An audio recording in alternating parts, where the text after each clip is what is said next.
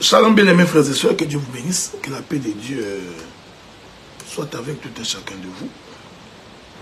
Je suis en train de croire que le Seigneur vous fera du bien, que le Seigneur vous gardera et qu'il vous protégera, ok? C'est votre frère, le docteur Adélard. Je voudrais donc souffrir, hein, je voudrais me rassurer que tout va pour le mieux. Je disais donc que c'est votre frère, le docteur Adélard, qui vous parle depuis le Canada. Et je suis en droit d'espérer que le Seigneur ne nous abandonnera pas. Je crois aussi que la main de Dieu continuera à être sur nous pendant que nous vous parlons. Ok? Ça fait longtemps qu'on n'a pas eu le temps de partager la parole, tout simplement parce que nous sommes extrêmement pris, nous sommes très occupés. Et deux fois, il y a quelques samedis, ni notre émission La Trompette de la Vérité, ni notre émission Le ministre face au peuple ne passe, tout simplement parce que nous sommes très occupés. Maintenant que Dieu nous donne l'opportunité, nous saisissons l'occasion parce que ce week-end ici, nous serons à Londres. Donc, je profite de l'occasion pour dire à tous les bien-aimés frères et sœurs, fils et filles de Dieu, vous qui êtes à Londres et dans les contrées avoisinantes, donc Newcastle, Manchester, donc Bedford, donc que ce dimanche ici, nous serons avec vous à Londres. Nous allons donc communier ensemble et nous espérons que le Seigneur nous fera beaucoup de bien, ok? Donc ça va être ce week-end-là, ok? Et puis le week-end du 7, nous serons à Lyon pour la parole. Et entre les 9 et les 10, nous allons nous rendre en Italie, visiter quelques frères et sœurs là-bas. Et le week-end du 14, nous allons retourner à Lyon parce que nous avons une conférence. Donc je profite de l'occasion pour saluer à la fois mon bien-aimé, le docteur Blaise Wansianga, et aussi le pasteur Jérémie qui nous a également invités.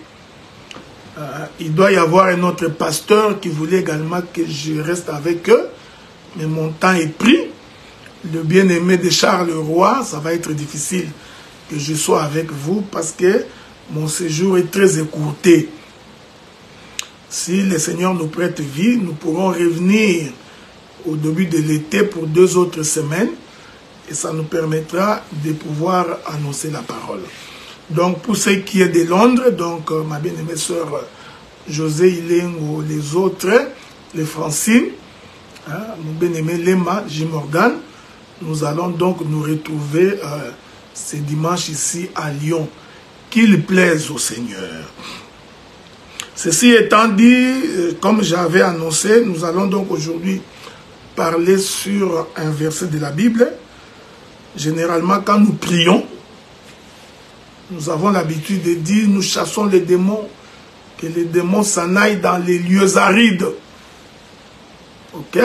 Il y en a beaucoup dans leur entendement. Ils pensent que lorsque nous parlons des lieux arides, nous sommes en train de parler de l'Éthiopie ou de la Somalie parce qu'il y a un grand désert là-bas. Il y en a d'autres qui pensent que nous parlons du désert de Sahara, au sud des pays maghrébiens. Il y en a d'autres qui sont en train de penser que nous parlons de l'Iran et de l'Irak, dans les déserts de l'Irak. Ok? Donc, c'est ça l'entendement de beaucoup. Et nous bénissons le Seigneur parce que Dieu nous a fait grâce d'avoir la connaissance de ces Écritures et laquelle connaissance nous voudrions toujours partager avec vous. Et nous la partageons non pas avec un esprit condescendant, ce n'est pas avec un esprit de supériorité, ce n'est pas avec un complexe de supériorité, non. Nous partageons parce que nous voudrions que tous nous parvenions à la connaissance de Christ, à l'état d'homme fait, afin que le jour où le Seigneur apparaîtra, que nous puissions nous envoler dans les airs. Il est donc important de retenir, mes bien-aimés frères et sœurs, que lorsque nous nous approchons du trône de Dieu, nous nous approchons pour devenir meilleurs. Nous nous approchons du trône de Dieu pour que nous nous sanctifions.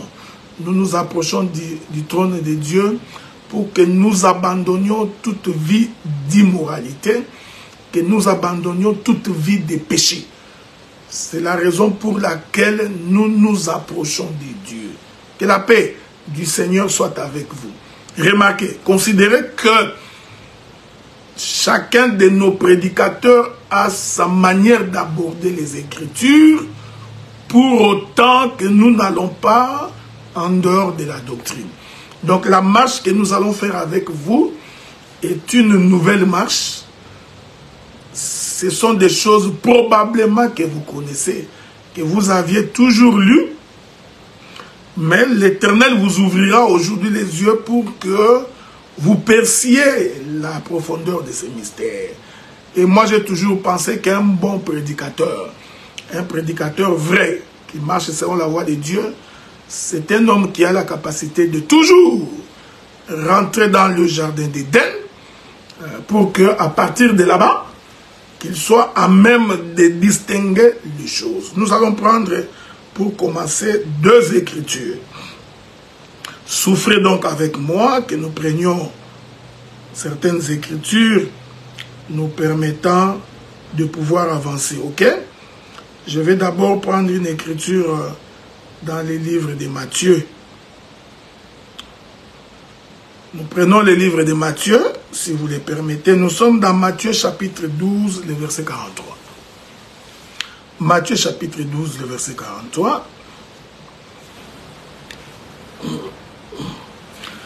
Lorsque l'esprit impur est sorti d'un homme, il va par des lieux arides, cherchant du repos, et il n'en trouve point. Luc chapitre 11, le verset 24. Lorsque l'esprit impur est sorti d'un homme, il va dans des lieux arides pour chercher du repos. N'en trouvant point, il dit, je retournerai dans ma maison d'où je suis sorti. Je ne sais pas si je peux encore vous ajouter une autre petite écriture. Comme j'ai toujours dit, l'abondance des biens ne nuisant pas. Ok? L'abondance des biens ne nuisant pas, il suffit seulement savoir comment en faire un bon usage. Ok? Bon. Matthieu chapitre 17, verset 19. Alors les disciples s'approchèrent de Jésus et lui dirent en particulier, pourquoi n'avons-nous pas pu chasser ces démons? Voilà pourquoi vous allez écouter beaucoup des présidents de culte, la plupart des gens, qu'on appelle communément les modérateurs, qui au cours d'une prière, il va dire, nous allons chasser les démons pour que les démons aillent dans les lieux arides. Hein? Donc, Matthieu confirme que, à mon nom, vous chasserez les démons, vous imposerez les mains aux malades et les malades seront guéris. Alors, certaines personnes sont en train de croire que lorsque vous chassez un démon, le démon va dans un lieu aride.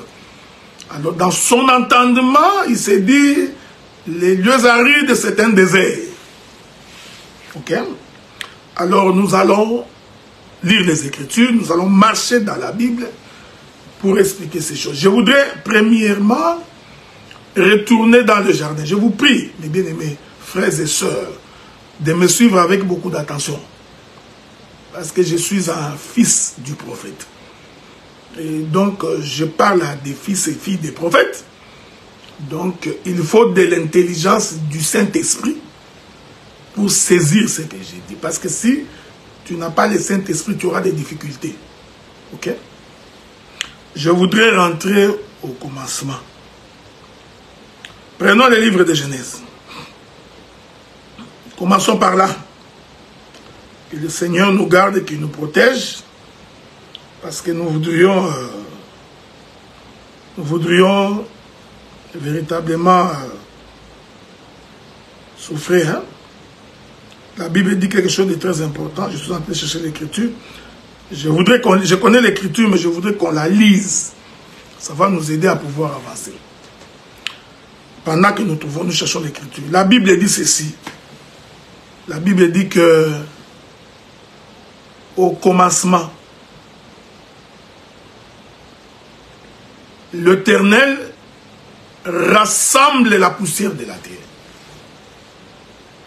Donc, écoutez-moi attentivement. Je veux que tu m'écoutes attentivement. Dieu dit qu'au commencement, pour créer l'homme, le Seigneur a donc procédé premièrement au rassemblement de la poussière de la terre. Mais vous savez, non? Il est impossible. Il est inconcevable que la poussière vienne au rassemblement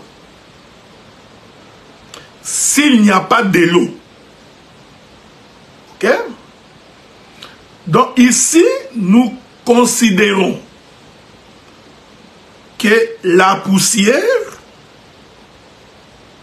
se comprend par l'absence de l'eau. Souffrez, souffrez. Souffrez. Avec moi. Que la paix du Seigneur soit avec vous. Donc, quand nous parlons de la poussière, en réalité, nous sommes en train de parler d'un lieu aride. Faites attention parce que je ferai une très belle marche dans les Écritures. C'est pourquoi je voudrais que vous souffriez avec moi, que nous lisions cette Écriture. Genèse, dans son chapitre 1er, dans le chapitre 2. Écoutez, le verset 5. Lorsque l'Éternel Dieu fit une terre et des cieux, aucun arbuste des champs n'était encore sur la terre, et aucune herbe des champs ne germait encore, car l'Éternel n'avait pas fait pleuvoir sur la terre, et il n'y avait point d'homme pour cultiver le sol. Mais une vapeur s'éleva de la terre et arrosa la surface du sol. Et l'Éternel Dieu forma l'homme de la poussière de la terre. Je ferai une double chute prophétique ici. Regardez-moi bien. Je ferai une double chute. Donc, avant que Dieu ne forme l'homme, l'homme était poussière. Au troisième jour de la création, la terre est sortie des eaux. Vous connaissez l'écriture. Dieu appela cette terre le sec. Or, ce qui caractérise le sec, c'est l'absence de la pluie. C'est l'absence de l'eau. En d'autres termes, le sec qui est sorti des eaux au troisième jour de la création est un lieu aride. Que la paix du Seigneur soit avec toi. Tu comprendras quand je descendrai dans la doctrine. Donc, cette terre qui sort des eaux au troisième jour, qui est l'image de l'homme séparé du péché, non, qui est l'image de l'homme séparé du monde, qui est l'image de l'homme séparé de la mondanité, cette terre-là est un lieu désertique. Laissez-moi le répéter autrement. Est-ce qu'on est d'accord? L'Éternel Dieu identifie l'homme comme étant la terre. Donc, tout homme qui quitte le monde, tout homme qui quitte la mondanité, qui quitte l'Égypte, suivez-moi bien, cet homme-là même quand il a quitté le monde et qu'il est sorti, il est un lieu désertique. Donc il faut que tu commences par enlever ta vision de la géographie. La terre tirée des eaux au 3e jour, cette terre-là est appelée sec. Que la paix du Seigneur soit avec toi. Je voudrais que tu me suives bien. Je vais retourner dans les livres de Genèse. Retournons là-bas. Regardez. Genèse. Genèse chapitre 1er, le verset 9. Il est écrit. Dieu dit que les eaux qui sont au-dessous du ciel se rassemblent en un seul lieu et que le sec paraisse. Et cela fut ainsi. Dieu appela le sec terre. On est d'accord, non? Donc la terre qui est sortie des eaux au 3e jour, Dieu l'appelle sec. Or, le sec est caractérisé par l'absence de l'eau, par l'absence de la pluie. C'est-à-dire, cette terre-là sortie au 3e jour de la création est un lieu aride. Pourquoi il est un lieu aride? Ce n'est pas moi qui dis, c'est Dieu lui-même qui dit pourquoi c'est un sec. Il explique au 6e jour de la création. Que la paix du Seigneur soit avec vous. Donc, le sec a fait une marche du 3e jour au 6e jour. Ok? Donc, il y a une marche de 3 jours, partant du 3e jour au 6e jour. Parce que c'est au 6e jour que Dieu vient créer l'homme. Est-ce qu'on est ensemble? On est d'accord? Au 6e jour, pour que Dieu crée l'homme, Dieu récupère cette terre qu'il a appelée le sec. Qu'est-ce qu'il fait? Il l'arrose de la vapeur. Une fois que cette terre qu'on appelle le sec est arrosée de la vapeur, maintenant, il y a possibilité que l'homme soit formé. Je voudrais, en passant, essayer de descendre dans la doctrine pour que tu saisisses ce que je dis. Quand tu entends la voix du Seigneur et que tu quittes le monde, tu quittes l'Égypte, c'est ça la terre qui sort des eaux le 3e jour. Quand tu sors là, en réalité, tu es une terre sèche. Tu es sec. Cela veut dire, en d'autres termes, il n'y a rien en toi. Ok?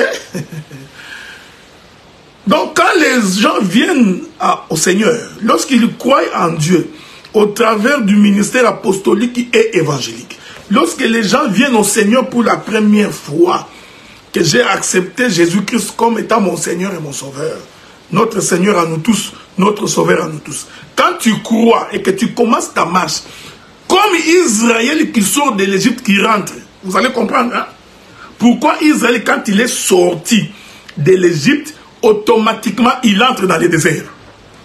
C'est très important. Pourquoi est-il entré dans le désert? Il est entré dans le désert pour confirmer que Israël est cette terre sortie des eaux le 3e jour et qui doit s'appeler sec. Parce que le désert est caractérisé par la sécheresse. Il est caractérisé par l'absence de l'eau. Que la paix de Dieu soit avec toi. Tu comprends ces choses? Maintenant, remarquez, il est merveilleux. Au 6e jour de la création, ok? L'Écriture va maintenant confirmer quelque chose de très important. Suivez-moi bien. Au 6e jour de la création, que dit le Seigneur? Nous allons lire cela. Comme vous savez que l'homme a été créé le 6e jour de la création, alors la Bible dit, Genèse chapitre 2, verset 6, mais une vapeur s'éleva de la terre et arrosa la surface du sol. L'Éternel Dieu forma l'homme de la poussière de la terre. Virgule. Retenez la virgule parce que je vais revenir. Donc, nous comprenons que cette terre qui est sortie des eaux au 3e jour, pour recevoir la vapeur, cette terre a fait une marche de 3 jours. Parce qu'elle a reçu la vapeur au 6e jour. Donc du 3e jour au 6e jour, la terre a fait une marche de 3 jours. Comme la prédication. L'enseignement, c'est comme la danse des tangos. Qui voudrait que l'homme tienne sa femme autour de la hanche, la main dans la main, et qui se déplace en concordance, souffrez avec moi, que j'appelle une autre écriture. Écoutez, prenons une autre écriture. Que dit la Bible? Je suis en train de chercher l'écriture. Comme je vous ai toujours dit, je n'ai jamais bloqué les versets. Hein? Je vais les trouver afin de pouvoir donner la précision de l'écriture. Écoutez ce que la Bible dit.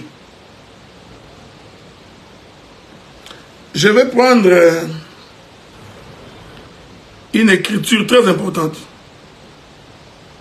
Prenons d'abord Exode chapitre 8, verset 27. Exode chapitre 8, verset 27. Est-ce qu'on est ensemble? Exode chapitre 8, verset 27. Je vais lire cette écriture-là pour vous. Exode chapitre 8, verset 27. Qu'est-ce qu'il est écrit? Nous allons lire très vite, très vite. Il est écrit ceci. Souffrez. Voilà.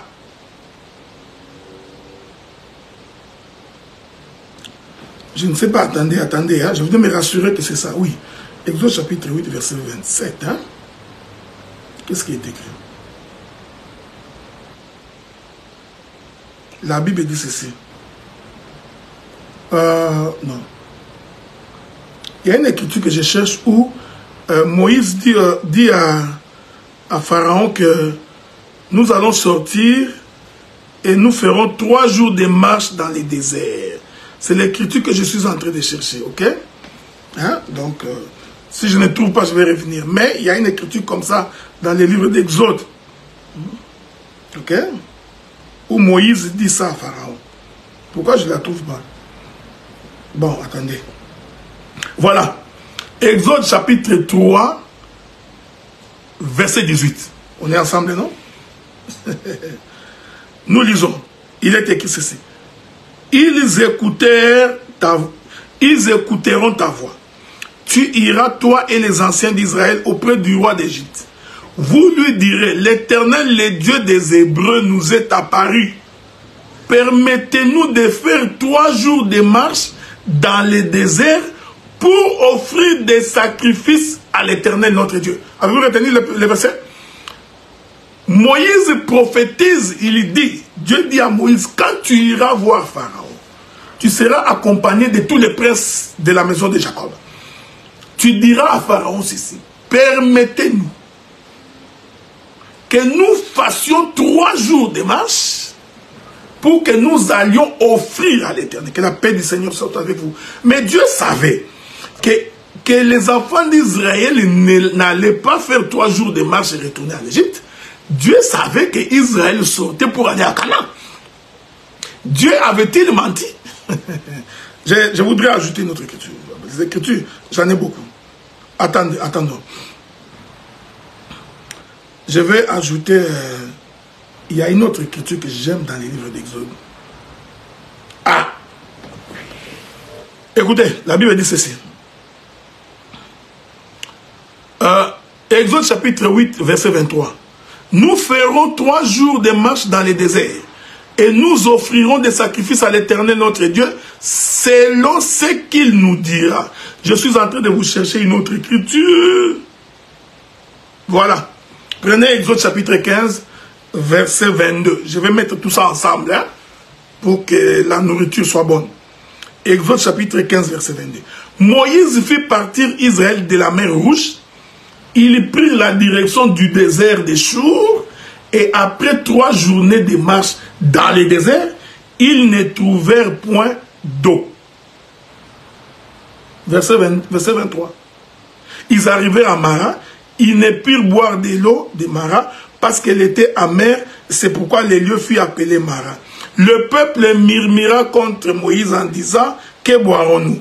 Moïse cria à l'Éternel, l'Éternel lui indiqua un bois, qu'il jeta dans l'eau, et l'eau devint douce. Ce fut là que l'Éternel donna au peuple des lois, j'aime la Bible, des ordonnances, et ce fut là qu'il les mit à l'épreuve. Que la paix du Seigneur soit avec vous. Voyez frère, je reprends. Je vous avais dit qu'il faut être intelligent. Intelligent du Saint-Esprit pour comprendre ces choses. Je reprends calmement. Je voudrais reprendre calmement. Le troisième jour, la terre sort des eaux. Dieu appelle ça sec. Je vous ai dit, pour que cette terre qu'on a appelée sec forme l'homme, elle doit être mouillée. C'est comme ça qu'au 6e jour de la création, pour que Dieu crée l'homme, Dieu va donc arroser cette terre. En d'autres termes, la terre sortie le 3e jour des eaux, cette terre a fait une marche de 3 jours. Pour qu'au 6e jour, qui est le 3e jour de la marche de cette terre, que la paix de Dieu soit avec vous, qu'en ces jours-là, qu'il soit arrosé. Mais qu'est-ce que c'est cet arrosage? Je suis allé prendre ma femme, ok? Je suis allé prendre une autre écriture. J'ai donc pris l'écriture des enfants d'Israël. Lorsqu'ils sont sortis de l'Égypte, ils ont traversé la mer Rouge. C'est la terre qui sort des eaux. Mais cette terre-là doit être sèche, selon Moïse dans le livre de Genèse. Voilà pourquoi Moïse dira à Pharaon, nous allons faire 3 jours de marche pour offrir à l'Éternel. J'ai lu ma Bible. Après 3 jours de marche, Israël n'a pas offert de sacrifices physiques à Dieu. Ah ah! Maintenant, je voudrais comprendre qu'est-ce que signifie offrir Dieu après 3 jours de marche. Voyez frère, qu'est-ce que c'est offrir Dieu? Parce que quand tu lis ta Bible dans Exode, après 3 jours de marche, Israël n'a pas offert. Il n'a pas donné de sacrifices. Mais Dieu avait dit, par la bouche de son serviteur, Moïse, qu'ils vont y aller pour qu'après 3 jours, qu'ils puissent m'offrir de sacrifices. C'est pourquoi nous avons toujours dit, quand Dieu dit A, il faut faire attention parce que les A de Dieu n'est pas ton A. Les voies de l'Éternel sont insondables. La manière dont Dieu voit les Écritures sont insondables. Vous voyez? Vos voix sont différentes des voix de l'Éternel. Je suis allé consulter maintenant Exode chapitre 25. C'est là que j'ai compris qu'après 3 jours de marche, Israël va faire quoi? Il va croiser de l'eau. Que la paix du Seigneur soit avec vous. Vous voyez? Nous disons que c'est ça le 6e jour. Il croise de l'eau, mais cette eau-là était amère. Je ne voudrais pas entrer dans beaucoup de détails, parce qu'il y a beaucoup de choses à dire là. Parce que les eaux amères qu'on ne peut pas boire représentent une dispensation. Voyez-vous? C'est la dispensation de la loi. Il est difficile que l'on soit sauvé par la loi. Il faut qu'on prenne un morceau de bois et que l'on jette sur l'eau. Les morceaux de bois que l'on jette sur l'eau, c'est ça l'explication de l'écriture. C'est ça l'interprétation. Que la paix de Dieu soit avec vous. Est-ce qu'on est d'accord? Est-ce que vous comprenez ces choses? Est-ce que c'est difficile à comprendre? Ce n'est pas difficile à comprendre. Remarquez. L'écriture dit, Israël sort, il commence sa marche dans les déserts. C'est ça le sec. C'est ça les lieux arides. Les lieux arides, c'est toute terre sortie des eaux, mais qui n'est pas encore arrosée. Le lieu aride, c'est tout homme qui n'a pas reçu l'eau. Je vais aller doucement parce que vous verrez, il y a beaucoup de choses à dire. Remarquez avec moi. Je voudrais que tu remarques avec moi. Remarque avec moi cette chose. Parce que je voudrais vraiment que tu saisisses ça. Parce que si tu ne saisis pas ça, tu auras beaucoup de difficultés. Après 3 jours de marche, Israël arrive là où Dieu avait dit à Moïse de dire à Pharaon que c'est là qu'ils vont aller m'offrir. Mais lorsqu'ils arrivent là-bas, donc des déserts jusqu'à Chour. Lorsqu'ils arrivent à Chour, c'était après 3 jours. C'est ça la marche de la terre, sortie des eaux le 3e jour, pour devenir l'homme au 6e jour. Ok? Donc vous allez comprendre les deux choses, parce que le 3e jour et le 6e jour sont des dispensations. Est-ce que vous comprenez ce que nous disons? Voilà, ce sont des dispensations. Il y a une dispensation du 1er jour jusqu'au 3e jour. Il y a une autre dispensation du 3e jour jusqu'au 6e jour. Maintenant, lorsqu'ils arrivent à l'endroit qu'on appelle Chour, Israël vient comme ça, il constate qu'il n'y a pas d'eau. La Bible dit que Dieu dit à Moïse de prendre un morceau de bois, de jeter sur l'eau. L'eau est assainie. Israël boit. Quand Israël boit, le geste là d'Israël qui est en train de boire de l'eau, c'est ça, Genèse chapitre 2, verset 7. Une vapeur s'éleva de la surface de la terre, du sol, et arrosa le sol. Est-ce que vous me suivez? Hein? Suivez-moi attentivement. Ok? Que la paix du Seigneur soit avec vous. Même au milieu de combats, nous servons le Seigneur, frère. Même au milieu des difficultés. Je vous ai toujours dit que généralement, quand nous prêchons à l'église, nous tenons compte de tous les enfants que nous avons dans l'église. Mais quand je suis en face de vous comme ça, dans les réseaux sociaux, eh bien, mon épée est sortie du fourreau pour sonder les profondeurs de Dieu. Est-ce que vous comprenez ça?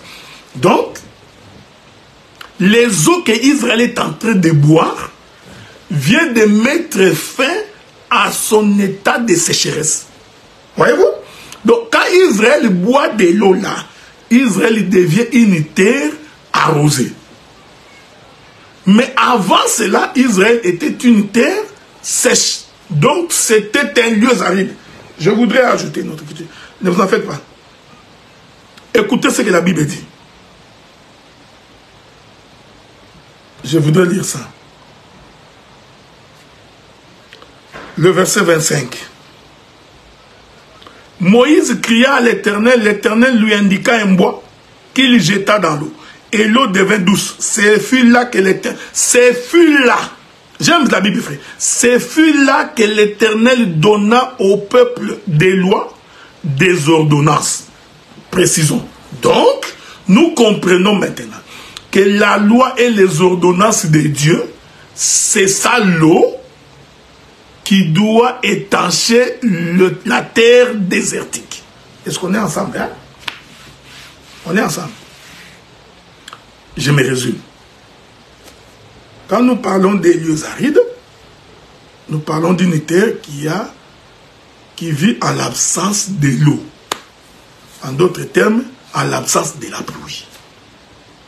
On est d'accord? Donc, pour recevoir de l'eau, pour recevoir la pluie, il faut faire 3 jours de marche. Il faut donc partir du 3e jour au 6e jour. Et quand vous arrivez au 6e jour, c'est là que maintenant, Dieu doit étancher ta soif pour que tu arrêtes, que tu cesses d'être une terre désertique. Vous comprenez? N'oubliez pas notre verset de base. Hein?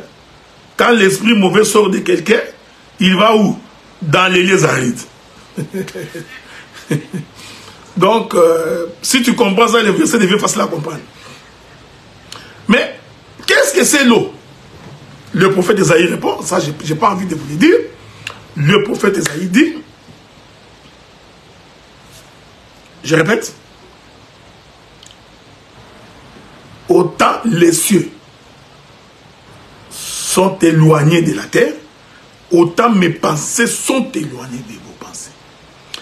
L'Éternel continue par la bouche de son prophète pour dire, de la même manière, que la pluie et la neige descendent des cieux. Pour faire quoi? Pour féconder la terre. Pour pénétrer la terre. Ah, j'ai compris que tant que la pluie n'est pas encore tombée, tant que la neige n'est pas encore tombée, la terre est désertique. Est-ce que vous me suivez? Tant que le ciel ne s'ouvre pas, tant que le ciel est fermé, de là nous comprenons que la terre en bas est une terre désertique. C'est un lieu aride. On est d'accord? Jusqu'à ce que la pluie tombe et que cette pluie, féconde la terre, alors la terre va témoigner de la semence qu'il a reçue de la pluie. On est d'accord, non? Je voudrais dire, tout homme qui n'a pas la parole, tout homme qui n'a pas la pluie, tout homme qui ne reçoit pas la pluie, en réalité est un lieu aride. Vous allez comprendre pourquoi il y a beaucoup de gens. Lorsqu'il était encore dans le monde, il était encore mieux que quand il commence à prier. Vous savez, des fois, nous nous posons la question. Comment même les païens semblent être bons que quelqu'un qui prie. Vous allez voir que quelqu'un qui prie devient beaucoup plus mauvais. Les païens se pardonnent facilement. Ah, mon frère, j'ai pris ton chumbok, j'ai pris ta cigarette, pardonne-moi, mon frère. Ah, non, I'm sorry. D'ailleurs, les Anglais sont spécialistes dans ça. Oh, I'm sorry. C'est fini, ça passe. Sans discussion, ça. Mais tu vas voir, les gens qui prient, les gens qui vont à l'église, tous les dimanches, mardi, mercredi, comme au Congo aujourd'hui, les gens prient tous les jours. De lundi à dimanche, les gens ne font que prier. Mais quand tu observes le comportement de ces gens, tu observes comment vivent ces gens, tu te poses la question par toi-même, mais comment est-ce que les gens devraient en principe être meilleurs en venant dans l'église, mais comment ces gens sont devenus mauvais pendant qu'ils fréquentent l'église? Mais oui, justement, c'est ça le problème, vous ne comprenez pas. Parce que quand nous chassons les démons dans l'église, les gens qui n'ont pas la parole en eux, les démons vont entrer là-bas. Ce sont eux les lieux arides. Est-ce que vous comprenez ça? Voilà pourquoi, même dans une prière de délivrance, quand tu sais que tu vis dans les péchés, que ta vie n'est pas en ordre avec Dieu, il faudrait éviter d'aller participer à des prières de délivrance. Parce que quand nous chassons les démons de la prostitution, chassons. Les démons, dès qu'ils sont, le premier lieu aride qu'il va trouver, c'est celui qui est plus proche de toi. Donc, il va directement entrer dans une sœur. Donc, tu verras, la sœur est devenue d'une prostitution. Même les prostituées ne sont pas comme ça. Une sœur de l'église, avec son foulard, la jupe jusqu'aux chevilles, mais couche avec tel frère, les frères couchent avec telle sœur. Toutes les sœurs, ils prennent celle-là, Vous n'avez pas compris. Les lieux arides. Le lieu aride est une terre sèche. Or, Dieu identifie l'homme par la terre sèche. Laissez-moi ajouter une écriture. Je vous avais dit l'écriture. Je rentre là-bas. Rentrons là-bas dans mon livre de Genèse. J'adore ce livre-là. Parce que c'est un livre merveilleux. Ok? L'Éternel Dieu est un Dieu de répétition. Genèse chapitre 2, verset 7. Il va répéter la même chose, mais d'une autre manière. L'Éternel Dieu forma l'homme de la poussière de la terre, virgule, pour que l'homme soit formé de la poussière de la terre. Il faut qu'il y ait de la vapeur. Or, la vapeur, c'est l'eau. On est d'accord? Virgule. Je vous avais dit que je vais revenir, non? Virgule. Il souffla dans ses narines. Vous voyez? Le geste de souffler là, c'est ça, Ésaïe chapitre 55. Le souffle là, c'est toute une pluie qui rentre dans un corps.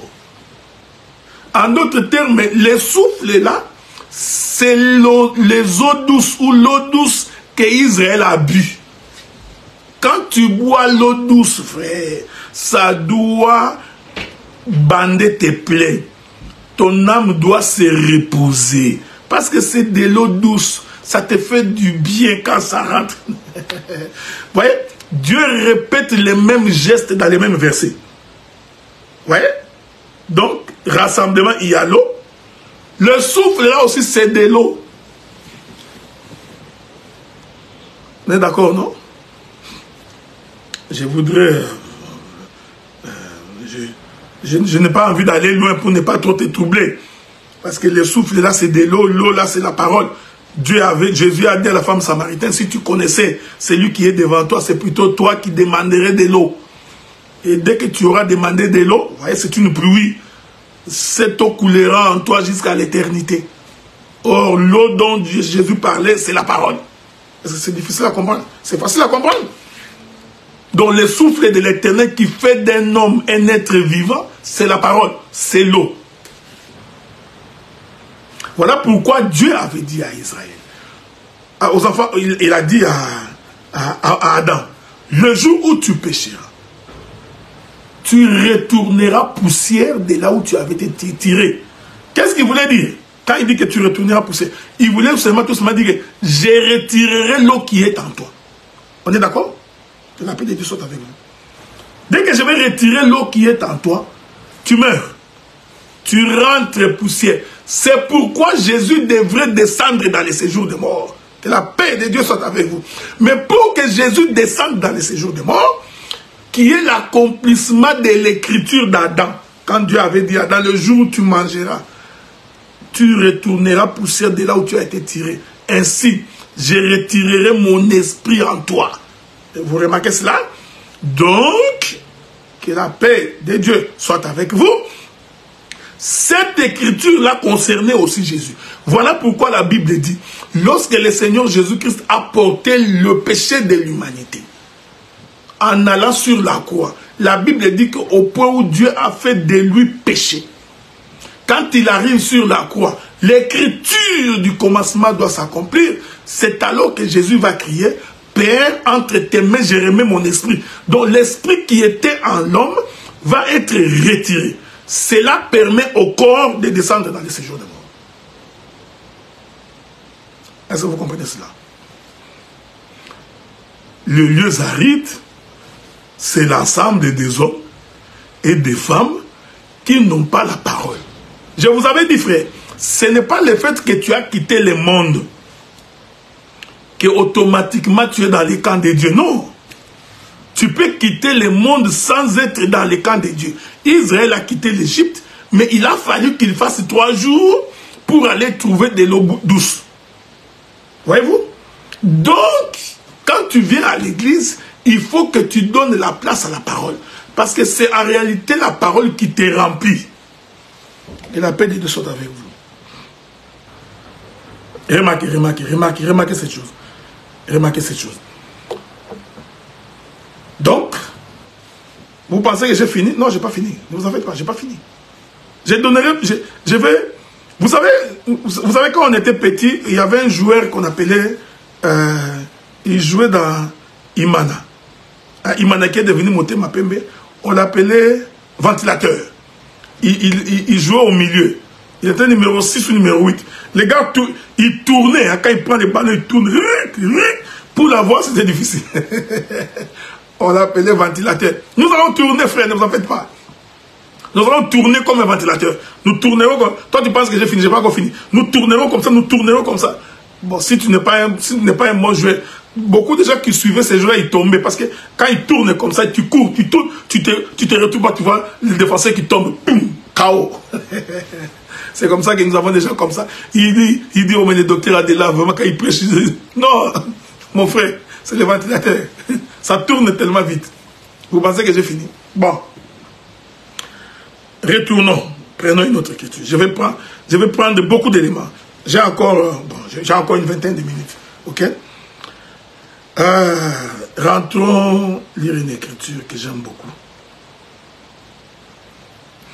Je ne sais pas pourquoi mon téléphone me fait des blagues comme ça, mais j'essaie d'en finir avec ce téléphone-là, mais ça ne marche pas. Donc, attendez. Il veut toujours que j'installe quelque chose pour continuer à... Bon, ça on va le voir après. Souffrez, hein. Je voudrais trouver une écriture qui me permet de pouvoir avancer. Cette écriture-là, elle est importante. Souffrez. Attendez, je vais prendre notre téléphone. Parce que ce téléphone-là est en train de me faire beaucoup de mises à jour. Et ces mises à jour commencent à m'énerver. Prenons une autre écriture. On est ensemble, non? Bon. Soyez en paix. Et que la paix de Dieu soit avec vous. Bon, souffrez, hein. Prenez notre écriture. On va tourner comme un ventilateur, ok? Tournons, tournons, tournons.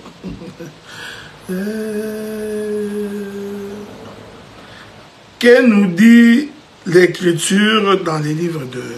Ah non, c'est pas là où je suis. Souffrez avec moi, mes frères. Il faut apprendre à souffrir pour une bonne cause. Bon. Ah. Le livre de Luc, hein. Je crois que c'est Luc... Non, je prends les livres de Matthieu. Je suis dans Matthieu chapitre 1er. Matthieu chapitre 1er. Verset 18. Nous lisons. Voici de quelle manière arriva la naissance de Jésus-Christ. Marie, sa mère, ayant été fiancée à Joseph, se trouvant enceinte par la vertu du Saint-Esprit, avant qu'ils eussent habité ensemble. Je cherche encore une autre écriture. Verset 23, toujours dans Matthieu chapitre 1er.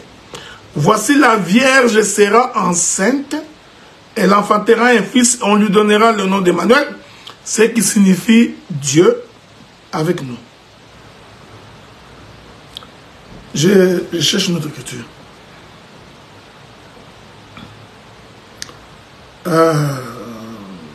Vous écoutez ce que l'ange dit. Je vous donne les écritures pour que, quand je vais commencer à parler, que tu ne sois pas troublé. Luc chapitre 1er.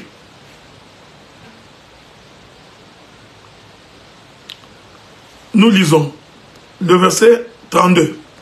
Il sera grand et sera appelé fils du Très-Haut. Et le Seigneur Dieu lui donnera le trône de David, son père. Il y régnera sur la maison de Jacob éternellement, et son règne n'aura point de fin. Marie dit à l'ange, comment cela se fera-t-il puisque je ne connais point d'homme? L'ange lui répondit, le Saint-Esprit viendra sur toi et la puissance du Très-Haut te couvrira de son ombre. Que la paix de Dieu soit avec vous. Là, tu es en train de te poser la question, mais comment les lieux arides vont se retrouver ici? C'est ça. C'est ça les ministères. J'ai toujours dit que les ministères, généralement, quand tu regardes, tu te poses la question, il va arriver par quel chemin? Toi-même, tu te poses la question, c'est par quel chemin il va arriver. Mais tu seras étonné, on va arriver, frère. Nous allons arriver. Nous allons arriver. Qu'est-ce que c'est un lieu désertique? Je vous ai dit tantôt que les lieux désertiques, que le Seigneur vous bénisse. Je vous ai dit tantôt ici que les lieux désertiques est caractérisé par l'absence de l'eau. Et que l'eau, c'est la parole. Ésaïe 55, il définit la parole comme étant la sémence. On est d'accord? Tu veux que je lise? Ça te prend là? Non, Ésaïe 55, à partir du verset 9, verset 10, verset 11. Tu peux aller lire. Le prophète Ésaïe définit la pluie comme la parole, comme étant une sémence. Cela veut dire que toute terre qui n'a pas encore reçu la sémence de Dieu est un lieu désertique, est une terre sèche. Est-ce que vous comprenez avec moi? C'est-à-dire que toute terre qui n'a pas été fécondée, toute terre qui n'a pas été pénétrée, toute terre que la parole n'est pas entrée à l'intérieur, dont la sémence n'est pas rentrée, cette terre-là est un lieu désertique. On est d'accord? Je rentre au commencement. Ainsi, vous allez comprendre que lorsque la Bible dit qu'aucun arbuste des champs ne germait encore, aucune herbe n'avait pas encore poussé, parce que la pluie n'était pas encore tombée, nous comprenons que cette terre-là est un lieu désertique. On est d'accord? Pourquoi il est un lieu désertique? Il est un lieu désertique parce que la pluie n'est pas encore rentrée à l'intérieur. Maintenant, le frère Esaïe vient nous confirmer que la pluie c'est toute une sémence, mais or, la sémence doit être posée dans le ventre de la femme. Que la paix de Dieu soit avec vous. Est-ce qu'on se met d'accord? Donc, toute femme qui n'a pas encore reçu la sémence est un lieu désertique. C'est comme ça. Suivez-moi bien, il faut bien me suivre, frère, parce que si tu ne me suis pas là, tu auras des difficultés. Toute femme qui n'a pas encore reçu la sémence, il est un lieu désertique. Laisse-moi le dire, avec l'intention de scandaliser quelqu'un. Toute femme vierge est un lieu désertique. Voilà pourquoi Marie avait raison de dire à l'ange. Il dit non, ce n'est pas possible. Parce que rien n'est entré chez moi. Je suis encore une terre vierge. Moi, je suis sèche. Il n'y a rien à moi qui soit entré. Voilà, j'ai compris. Cette Marie-là, qui était vierge avant que le fils n'entre dans son ventre, il représente tout homme, toute sœur, tout frère, qui n'a pas encore été pénétré par la parole, qui n'a pas encore reçu la parole. Est-ce que vous me suivez? Laissez-moi le dire autrement. Marie représente aussi toute la maison d'Israël. Parce que toute la maison d'Israël est une terre sèche. Pourquoi? Parce que la pluie n'est pas rentrée au-dedans. Donc, cette Marie qui est en train de dire que je suis vierge, faites attention, frère. Parce qu'il y a des mystères cachés autour de ces choses. Que la paix de Dieu soit avec vous. Cette Marie-là qui dit que je suis vierge, elle voulait dire, je suis la terre que tu as appelée sec au commencement. Je salue le Saint-Esprit. J'aime ça. Vous voyez? Je suis la terre sortie des eaux au 3e jour. Car l'Écriture confirme que Marie est de la tribu de Lévi. Lévi qui est le 3e fils de Jacob. Donc Marie, c'est toute une terre sortie des eaux vierges. Ici, la sécheresse se comprend aussi comme étant la virginité. C'est alors que l'ange lui dira, pour que tu tombes enceinte, l'ombre du Saint-Esprit te couvrira. Or, le Saint-Esprit est une pluie. Que la paix du Seigneur soit avec vous. Est-ce qu'on est ensemble? Suivez-moi bien. Parce que j'ai encore 7 ou 9 autres écritures que je vais donner. Donc, la virginité ici de Marie se comprend comme étant la terre sèche, comme un lieu aride. Mais ces lieux arides-là doivent être occupés. Est-ce que vous comprenez? Donc, les lieux arides ne peuvent pas demeurer indéfiniment arides. Ils doivent être occupés. Donc, Marie, qui confirme par sa bouche, au travers de l'ange, qu'elle n'a jamais connu d'homme, Marie voulait dire, il n'y a aucune sémence qui est rentrée dans moi. Est-ce que vous me suivez, hein? Marie, là, c'est toute une dispensation. Et elle est la dispensation de la loi. La dispensation de Moïse. Qui n'a pas écouté la voix de Dieu. Marie confirmait qu'aucun homme n'est passé ici. Ma prière est que l'homme passe dans ta maison. Ma prière est que l'homme passe, que l'homme dépose sa sémence pour que tout germe en toi. Pour que toi, en tant que terre, que tu produises l'abondance, que tu produises le bien, que tu produises la bonté, que toutes tes affaires marchent, que ta maison avance, que tu prospères. Mais pour que tu prospères, il faut que celui qui apporte la sémence passe par chez toi. Voilà pourquoi j'ai pris le Seigneur en cet après-midi, en cette soirée, que cette parole qui est la sémence du Seigneur puisse te visiter, quoi, toi qui es une terre sèche, toi qui es un lieu aride, que le Saint-Esprit entre en toi. Ainsi, ta postérité va germer, les semences vont germer, la richesse viendra, la fertilité viendra, les enfants, tout ce qui n'était pas possible, qui ne pouvait pas être produit, cela se produit dans ta vie. Car il est écrit, aucun arbuste de champ ne germait encore parce que la pluie n'était pas tombée. Mais quand la pluie tombe, les arbres poussent. Quand la pluie tombe, les animaux vivent. Quand la pluie tombe, les arbres mangent. Quand la pluie tombe, la vie est sur la terre. ma prière à cet instant est que cette pluie qui est l'homme, l'ombre du Saint-Esprit te visite, afin que ceux qui étaient morts soient ressuscités. Que la paix de Dieu soit avec vous. Est-ce que vous comprenez cela? Donc Marie confirmait par là que Marie est une terre sèche, que la paix de Dieu soit avec vous. J'ai beaucoup de choses à faire. Marie est une terre sèche. C'est une vierge. Donc ici la virginité se comprend comme un vide, comme quelqu'un qui n'a jamais été visité. Mais il doit être visité par quoi? Par la pluie. C'est pourquoi le frère Paul, mon collègue dans le ministère, qui marche avec moi jusqu'aujourd'hui, Paul dit, je vous ai fiancés comme des vierges. Pourquoi il dit cela? Parce que quand on est vierge, il ne faut que tu ne rencontres que celui qui va te dévierger. Donc il ne peut pas nous présenter comme des gens qui ont déjà été perforés. Non, il nous présente comme une terre sèche. Rien, on n'a pas la boue. Il est merveilleux que j'ai des choses à dire. Il y a des choses qui me viennent à l'esprit. Ouais.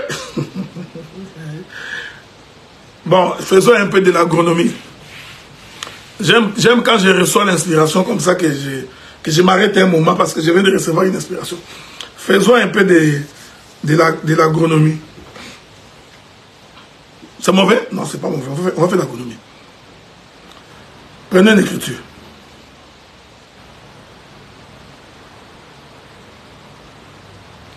Prenez une écriture. Je suis dans les livres de...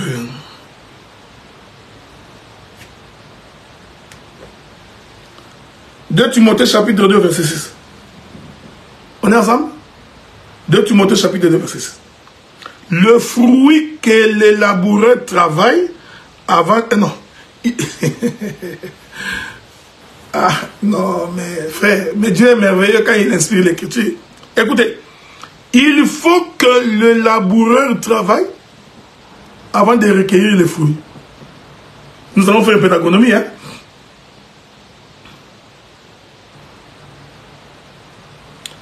Jacques chapitre 5 verset 7. Soyez donc patients, frères, jusqu'à l'avènement du Seigneur. Voici, le laboureur attend les précieux fruits de la terre, prenant patience à son égard, jusqu'à ce qu'il ait reçu les pluies de la première et de l'arrière-saison. Est-ce qu'on peut faire un peu de l'agronomie? Le Dieu que nous prions est un agronome. Regardez. Le frère Jacques et le frère Paul nous donnent une leçon d'agronomie. Ils nous disent ceci. Qu'en fait, quand il labourait, il travaille la terre.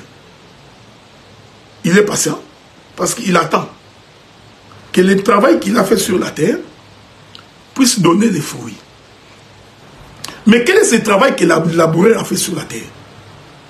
Parce que cela veut dire qu'avant la venue du laboureur, cette terre était désertique. C'était un lieu aride. Cette terre était sèche. Donc, le laboureur a dû remuer la terre. Ok? Après avoir remué la terre, il a posé la semence. Après avoir posé la semence, il a arrosé la pluie de la première et de l'arrière-saison. Je n'entre pas dans les détails. Ensuite, il prend patience parce que la terre va produire. On est d'accord? Mais ce geste-là, c'est ce qui s'est passé au commencement.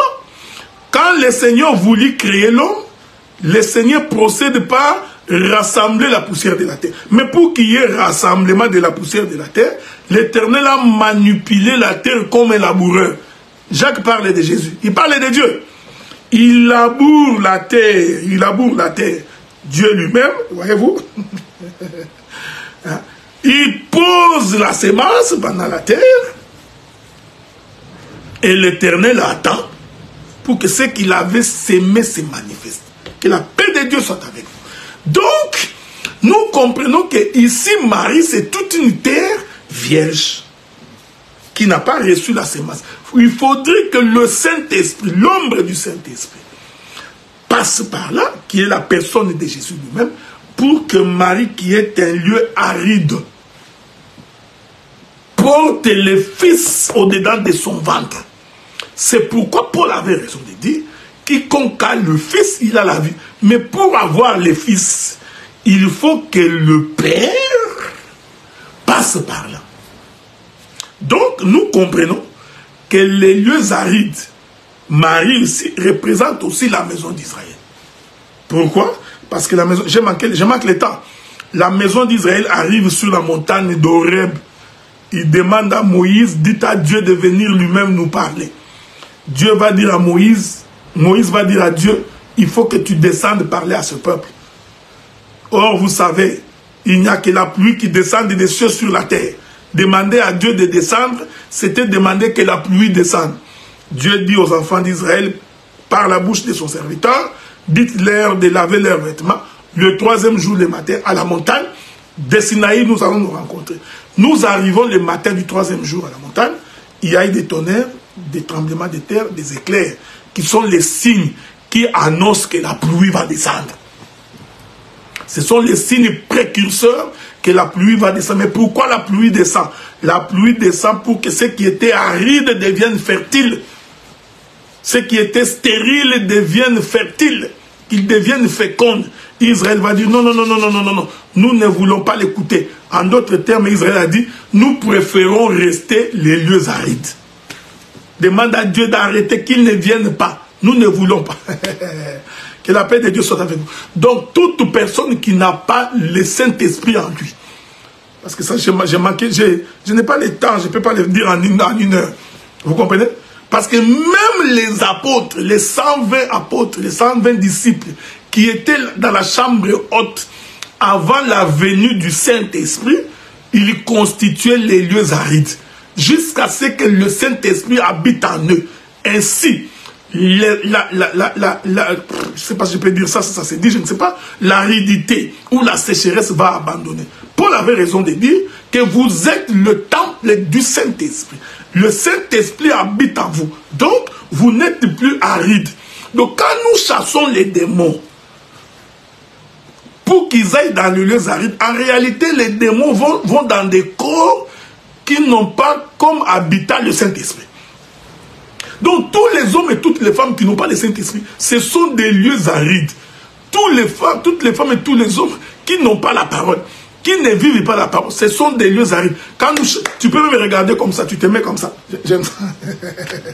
J'aime ça. Donc, tu peux me t'asseoir comme ça, tu vois une prostituée qui passe. Vous êtes de délivrer quelqu'un, tu dis au démon, sors ici, rentre là-bas. Le démon va sortir, il va entrer là-bas. Tu n'as pas commis un péché. Tu vois un voleur avec un sac de foufou qui est en train de fouiller. Vous êtes en train de prier, dit, il y a un voleur qui passe. Dit, nous allons chasser ces démons qui rentrent dans ces voleurs. Les démons sortent, ils rentrent là-bas. J'aime ça. La Bible dit ça. Un jour, Jésus venait, il croise un homme rempli de démons qui sortaient des cimetières. L'homme crie, mais qu'est-ce qu'il y a entre toi et moi, hein? Ce n'est pas encore notre temps. Et ils vont faire la prière, chassez-nous. Fais-nous entrer dans les... Vous comprenez? Les troupeaux de porcs, là, de cochons, là. Hein?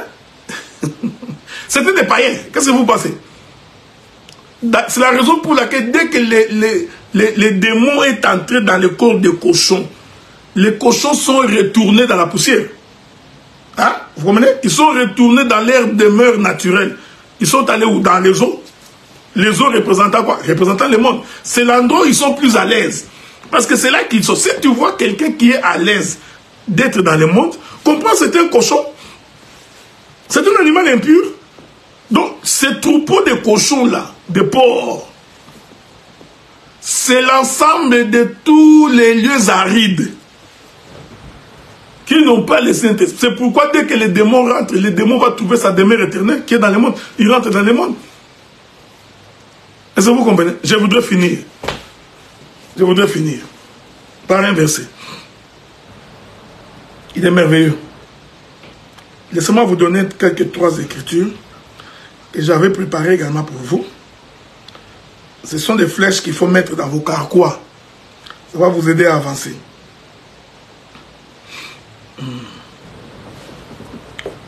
Deutéronome chapitre 8, verset 15. Ça, ce sont des flèches que je vous donne. Juste pour que vous soyez suffisamment nourris. Deutéronome chapitre 8, verset 15. Qui t'a fait marcher dans ces grands et affreux déserts? Ça, c'est Dieu qui parle aux enfants d'Israël. Qui t'a fait marcher dans ces grands et affreux déserts où il y a des serpents brûlants, des scorpions, dans des lieux arides. Voyez, les serpents brillants et les scorpions sont dans les lieux arides. Je vous ai donné le pouvoir de marcher sur les serpents et sur les scorpions. Vous vous souvenez de cela? C'est ça que Jésus avait dit. Il continue. Dans les lieux arides et sans eau. Donc, les lieux arides, c'est là où il n'y a pas d'eau. Et le Seigneur continue, dit, et qui a fait jaillir pour toi de l'eau du rocher le plus dur. Ajoutez, ce sont des, je vous donne des flèches à mettre dans votre carquois, ok? Regardez. Le livre des psaumes. Psaume 105, verset 41. Il ouvrit les rochers et les eaux coulèrent. Elles se répandirent comme un fleuve dans les lieux arides. Quand l'Éternel fend les rochers et que la parole est annoncée, c'est pour que toi qui étais dans la sécheresse, que tu germes, que tu sois éclairé. La parole ne peut pas te laisser oisif. Bon, je voudrais finir par une intervention. C'est là que je vais finir. La Bible dit ceci. Un jour, Jean-Baptiste vient pour baptiser. Quand Jean-Baptiste vient pour baptiser, Jean-Baptiste dit ceci. Je suis la voix de celui qui crie dans le désert. Aplanissez la voix du Seigneur. On est d'accord? Jean-Baptiste parlait aux enfants d'Israël. Et qui ont rejeté la parole. Et qui ont rejeté de recevoir Christ. Il confirme que la maison d'Israël est un lieu aride. Il dit, je suis la voix de celui qui crie dans les déserts. Aplanissez la voie du Seigneur. Donc vous, les lieux arides, commencez à arranger les chemins pour que le Seigneur vienne vous visiter. Ésaïe chapitre 40, verset 3. Hein? On peut commencer par le verset premier. Ésaïe chapitre, beaucoup de versets. Ésaïe chapitre 40, verset 3. Il est écrit. Non. Commençons par le premier verset. La Bible dit, consolez, consolez mon peuple, dit votre Dieu. Parlez au cœur de Jérusalem et criez-lui que sa servitude est finie, que son iniquité est expirée, qu'elle a reçu de la main de l'Éternel au double de ses péchés. Au double de tous ses péchés. Une voix crie, préparez au désert le chemin de l'Éternel. Aplanissez dans les lieux arides une route pour notre Dieu. Que la paix de Dieu soit avec vous. Cette écriture, c'est ça Jean-Baptiste. Donc, je suis la voix de celui qui crie. Je planifie les chemins pour que ce qui était un lieu désertique soit visité par la parole. Donc, je conclue pour dire, lorsque nous parlons des lieux arides, nous sommes en train de parler des hommes sans eau, des hommes sans la parole, des hommes sans le Saint-Esprit. Tu peux être dans une grande assemblée de saints, de 400 personnes, mais dans cette assemblée-là, il y en a 385 qui sont des lieux arides, qui viennent pour remplir les chaises. Vous voyez? Donc, les lieux arides, ce n'est pas un lieu physique. C'est l'ensemble de toutes les personnes, des incrédules, des gens qui ne croient pas à la parole, qui ne manifestent pas. Parce que quand tu crois à la parole, tu dois manifester le fruit qui est une semence a été posée ici. Voilà pourquoi j'ai produit les avocats. La raison pour laquelle j'ai produit les mangues, je produis ceci, je produis cela. Pourquoi? Parce que le Seigneur t'a visité. Est-ce que vous comprenez cela? C'est très important ce que j'ai dit. C'est très important. Donc, ne pas le faire, c'est vivre en désaccord avec la parole du Seigneur. Et ma prière à cet instant est que si tu es un lieu désertique, lorsque le Seigneur te visite, que le Seigneur te comble, que le Seigneur te donne la vie, qu'il te ressuscite, qu'il te redonne la vie, qu'il te guérisse de ta maladie, que tu produises les fruits dignes de la repentance. Telle a été mon allocution d'aujourd'hui. Hein. C'est ce que j'ai voulu partager avec vous aujourd'hui. Je crois que le Seigneur est dans. nous allons nous retrouver plus tard, si le Seigneur nous prête vie. C'est comme je disais ce dimanche ici, je serai à Londres. Donc les bien-aimés de Londres, nous allons nous voir ce dimanche. Que la paix de Dieu soit avec vous et que Dieu vous bénisse. Merci beaucoup.